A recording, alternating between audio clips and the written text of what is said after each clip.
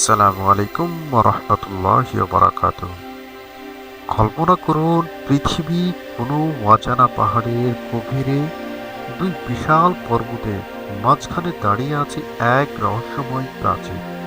এমন এক প্রাচীর যা নির্মাণ করা হয়েছিল এমন এক ভয়ঙ্কর জাতিকে আটক রাখার জন্য, যাদের নাম শুনলে আজও মানুষের মনে কৌতূহল আর রহস্য জেগে ওঠে। হাজার বছর ধরে মানুষ একটি প্রশ্নের উত্তর খুঁজে যায়: ইয়াজুজ এবং মাজুজ কারা? তারা কি এখনো কোথাও বন্দী আছে? আর সেই রহস্যময় প্রাচীর, সেটি বা সত্যি পৃথিবীর কোথায় আছে? কেউ বলে এটি পাহাড়ের ভেতরে লুকানো আছে, আবার কেউ বলে এটি বহু আগে ধ্বংস হয়ে গেছে। আবার কেউ দাবিও করে তারা প্রাচীরের অবস্থান খুঁজে পেয়েছে। কিন্তু আসল সত্যি কি? আজকের ভিডিওতে আমরা জানব কোরআনের বর্ণনা, ইতিহাস, তথ্য, বিভিন্ন গবেষণা এবং সেই সব রহস্যময় কাহিনী যা শতাব্দীর পর শতাব্দী ধরে মানুষকে ভাবিয়ে তুলে চলেছে। ভিডিওটি শেষ পর্যন্ত দেখুন, কারণ শেষের অংশ এমন কিছু তথ্য থাকবে যা হয়তো আপনাকে অবাক করে দিতে পারে। আর আপনি যদি এই চ্যানেলে নতুন হয়ে থাকেন, তাহলে অবশ্যই চ্যানেলটি কেন সাবস্ক্রাইব করে পাশে থাকা বেল বাটনটি চাপ দিয়ে সঙ্গেই থাকবেন। চলুন আমরা জেনে নিই ইয়াজুজ মাজুজ কারা ছিল। প্রথমে আমাদের জানতে হবে ইয়াজুজ মাজুজ আসলে কারা। কোরআনে এই সূরা কাহফে তাদের কথা উল্লেখ রয়েছে। সেখানে বলা হচ্ছে, একজন ন্যায়পরায়ণ শাসক ছিলেন, নাম তার জুলকারনাইন। পৃথিবীর বিভিন্ন স্থানে তিনি ভ্রমণ করেছিলেন। এক পর্যায়ে তিনি এমন এক জাতির কাছে পৌঁছেছেন যার একটি সমস্যার কথা বলল। তারা বলল, হে জুলকারনাইন, ইয়াজুজ ও মাজুজ পৃথিবীতে অশান্তি সৃষ্টি করছে। তারা অনুরোধ করল, আপনি কি আমাদের এবং তাদের মাঝে একটি প্রাচীর নির্মাণ করবেন? এরপর শুরু হয় ইতিহাসের সবচেয়ে রহস্যময় নির্মাণের একটি কাহিনী। জুলকারনাইন বললেন, ঠিক আছে, আমাকে আপনারা সাহায্য করুন।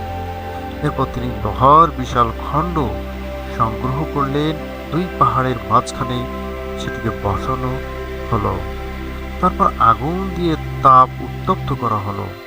এরপর গলিত তামা ঢেলে দেওয়া হলো। ভাবুন, হাজার বছর আগে এমন একটি নির্মাণ, যে দেওয়াল এত শক্ত ছিল যে ইয়াজুজ মাজুজ সেটি টপকিয়ে আসতে পারেনি বা ভেদ করেও আসতে পারেনি। কিন্তু সবচেয়ে ভয়ঙ্কর বিষয় হলো, জুলকারনাইন বলেছিলেন এক সময় আল্লাহর নির্ধারিত সময় এটি ধ্বংস হয়ে যাবে। এখন আসি সবচেয়ে বড় প্রশ্নে, সে প্রাচীর বা কোথায়? বহু গবেষক বিভিন্ন তত্ত্ব দিয়েছে। কেউ মনে করেন এটি ছিল ডারবেন ফরেস্টের এলাকার আশেপাশে। আবার কেউ মনে করেন এটি ছিল গ্রেট ওয়াল অফ চায়না। কিন্তু এখানে একটি সমস্যা আছে। চীনের প্রাচীন নির্মাণে ইতিহাস এবং কোরআনের বর্ণনার মধ্যে অনেক পার্থক্য পাওয়া যায়। কোরআনে বলা হয়েছে, দুই পাহাড়ের মাঝখানে লোহা ও গলিত তামা দিয়ে তৈরি প্রাচীর।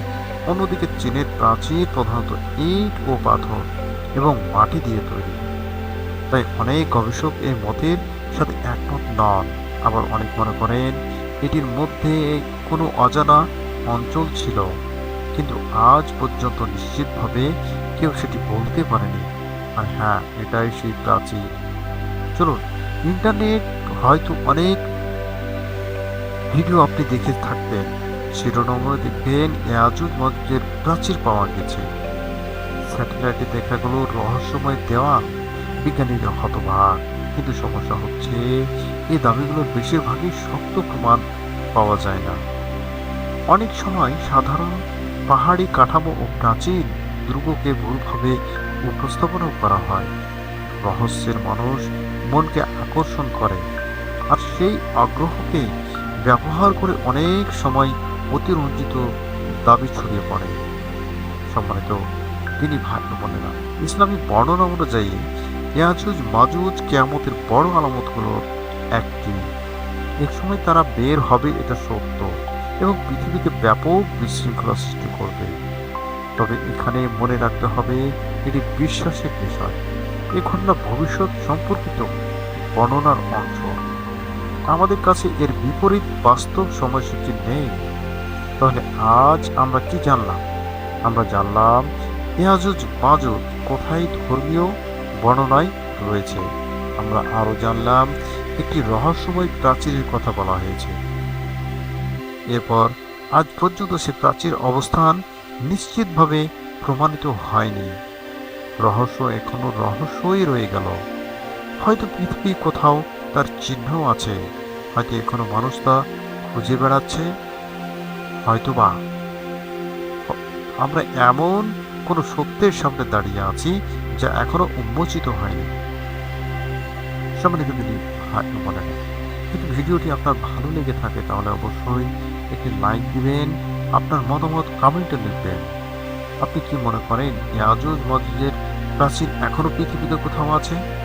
আর যদি এমন রহস্যময় ইতিহাস ভিত্তিক ও ইসলামিক বিষয় নিয়ে আরও ভিডিও দেখতে চান তাহলে চ্যানেলটিকে অবশ্যই সাবস্ক্রাইব করুন এবং বেল আইকনটি অন করে রাখুন, যাতে নতুন ভিডিও সবার আগে আপনি পেয়ে যেতে পারেন।